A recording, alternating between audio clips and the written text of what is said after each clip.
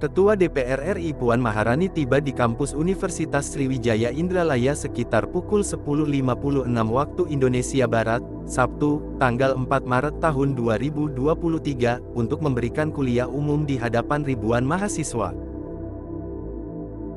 Adapun kuliah umum Puan Maharani ini mengangkat tema, cinta tanah air dan sayang terhadap sesama anak bangsa.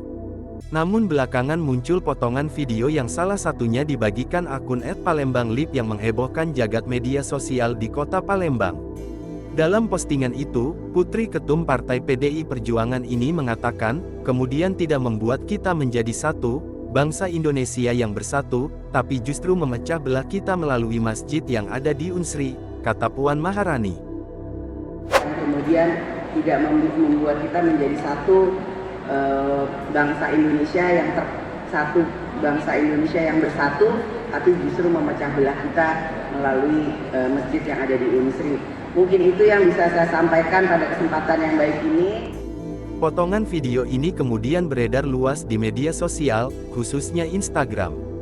Belum diketahui siapa perekam video ini, namun dari posisi perekam diduga rekaman ini direkam oleh mahasiswa Unsri yang sedang menyaksikan kuliah umum pada saat itu.